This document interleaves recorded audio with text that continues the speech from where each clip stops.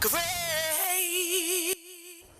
An emotional candlelight vigil on the campus of Columbia University this evening for a graduate student who was stabbed to death near Morningside Park. Tonight, a man is being questioned in the incident and other random stabbings in the area.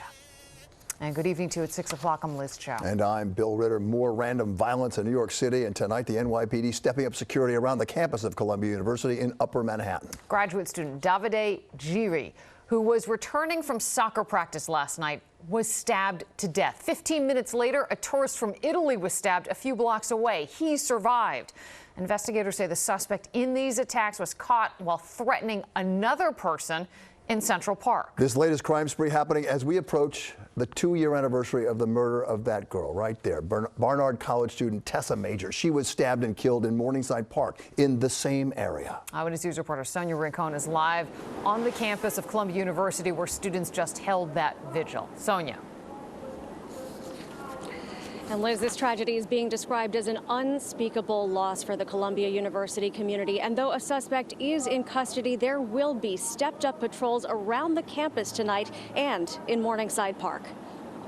A solemn remembrance on the campus of Columbia as students struggle with the frightening and senseless murder of 30-year-old engineering grad student Davide Giri, who was originally from Italy and also a member of a local soccer league. His teammates today posting, "Davide was the nicest and brightest person on the team. You were a rock in defense, and we will play and win for you because that's what you wanted." The deadly attack just before 11 last night on 123rd Street near an entrance to Morningside Park was followed 15 minutes later by another stabbing on another side of the park at 110th Street. That victim who survived was also coincidentally from Italy, a tourist spending his first day in the city. Police caught up with their suspect a few blocks south a short time later in Central Park, where they say he was menacing another young man who was not hurt. They also recovered a kitchen knife. Charges are still pending, but sources say the 25-year-old suspect had been out on parole since 2018. I think we need to learn more about the parole process, whether there were red flags that could have been missed, whether there were any mistakes made. Council member and Manhattan Borough President-elect Mark Levine says while the suspect did have a violent history and alleged involvement in a gang, this doesn't seem like a gang incident or even a robbery.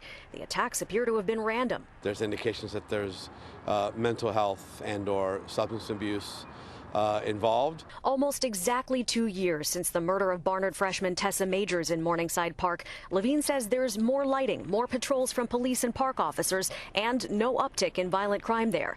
None of that makes this any less terrifying for the victim's neighbors on West 121st Street. Now I'm debating, what am I doing here?